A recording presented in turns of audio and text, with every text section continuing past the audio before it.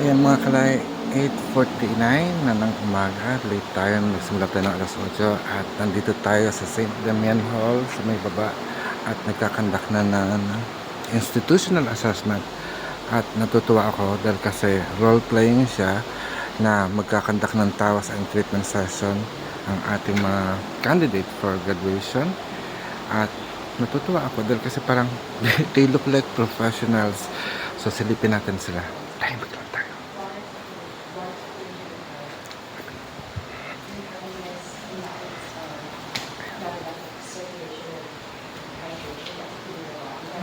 Ayan sila mga kalay. Dinidiscuss nila yung mga possibilities ng treatment out from their finding and explain mo na maigi ng mga hilit binabaylan natin ang ano yung nakita nila sa kanilang pulsuan, sa kanilang tugluan, sa lahat ng assessment procedures na ginawa nila.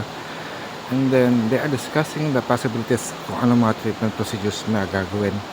And it's so wonderful at mahaba pa ito, no? Nagsisimula pa lang tayo ng ating vlog.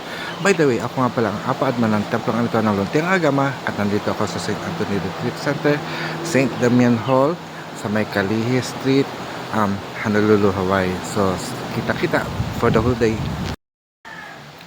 So, at this point moment, mga kalahi, pinapanood natin ang demonstration or written demonstration nila.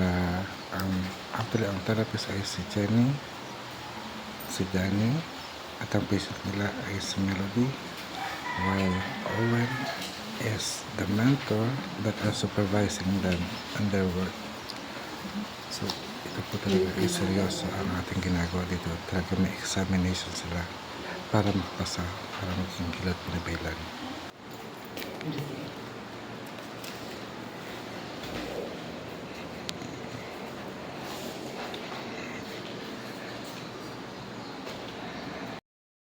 May 1:53 afternoon, tapos na ang ating assessment at papunta na kami sa Eva Beach, ang bagong venue kung saan tayo mananatili. So see you soon.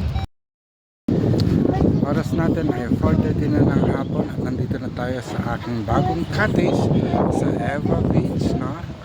Ito ang ating lugar ngayon at nasa room number 5 tayo. So pasok tayo, tingnan natin, pero para makita natin mabuti, lipat tayo ng camera.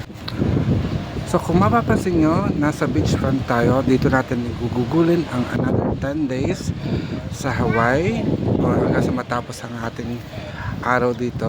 At nasa cottage pa rin tayo kasama si Sunny, pero titingnan natin, papasok tayo sa loob at tingnan natin kung ito yung bahay na they said I will be here, pero anytime dito papunta sila Darcy at si Sunny. Ayan, si Mami Darcy is so busy prepping up our place, and meron siyang 2 rooms. Ayan, hi. Kita natin, so may isang kwarto dito. This will be the room of Sunny and Darcy, and then yung room ko, yung sa madilim, ito. Yeah. Ito yung kwarto natin, no? At meron siyang banyo. So they are at ang shower area. So yun lang mga kalahi, no? Mamaya itatawag tayo kay Lakay at ipapakita natin din ang kwartong ito. Ayan, oras natin ay 5:57. Kung makikita natin, nagpapaganda sila. Siyempre, ang diwata ng kagandahan na si Tina ay pinapakaganda ang ating mahal na Reyna, the Queen Lamiga. My God, this is her territory na. And over there, our Lakay, Anita Ogara, and our little princess. Say hi. Hi. Yan. So, inabangan lang natin ang paglubog ng araw para sa ating graduation ceremony ng Hilot Pinabaylan. So, kita-kita tayo mamaya. Ayan mga kalay, 6:30 na ng gabi at talagang busy-busyhan ang mga lahat magpapapicture. This is a great moment for an Instagram post, and ayan na, meron tayong pick-up chair at makikita nyo na lang sa website sa Bahay Hilom kung ano ang kinalabasan ng ating litrato. So, di ko lang alam kung anong gagawin ko dito. Basta I know it is their graduation day. I gonna bless them with the title and their certificate. So for now, pahinga-pahinga muna tayo habang hinintay natin yung tamang oras sa paglubog ng araw. Indeed, we are looking for and we are waiting for talaga sa paglubog ng araw. Doon tayo mag-graduation. So ipapasal ko na lang din kayo kung anong mga nangyayari. So ito yung peacock chair at nagkakaroon sila ng picture taking. And then this is the food preparation for the graduation dinner. And they are all busy preparing the kamayan. And yeah, it's so yummy, no? So yummy. At banda roon, may videoke. Alam mo naman, bawat Pinoy love to sing. At meron tayong mga Tibetan monks na kasama dahil yung may-ari nito ay isang Tibetan monk.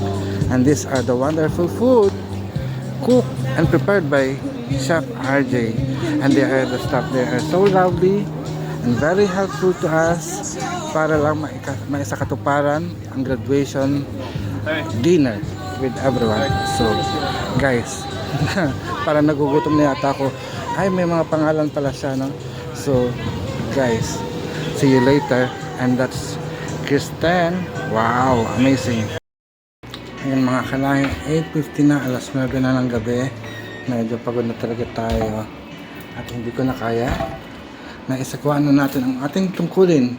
Ibinigay ko na ang kanilang titulo, ang kanilang certificate. At ngayon naman, muna tayo para magpahinga at magpaalam. So ito po ang buhay ko dito sa Hawaii. Ako ang apadman ng templong ito ng Luntiang Agama. At ngayon hindi ko na alam kung nasan ako. But this is Eva Beach, Dalon, Honolulu, Hawaii. So ito ang magiging bagong tahanan ko sa mga susunod na araw. I don't know kung hanggang dito, hanggang sa pag-uwi ko ay dito pa rin ako. But then, I'm so grateful to have all my students Hidot Binabaylan, level 1. Let us say, kung kaya kong enumerate.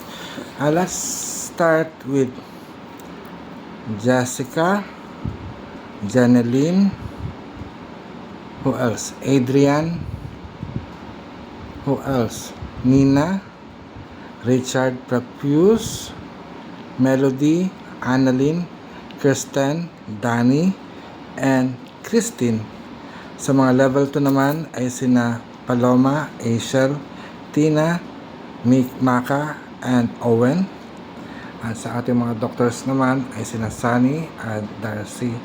So nagpapasalamat ako sa inyo sa inyong mainit na pagtanggap sa akin. Kung makikita nyo, meron pa akong lay. Dalawa ang lay ko, kaya nga lang isa naiwan ko sa inuupuan ko. At hanggang dito na lang, magpapaalam na ako. Bukas naman ulit. Maraming salamat. Mayari na. Pag-asatin. Paalam.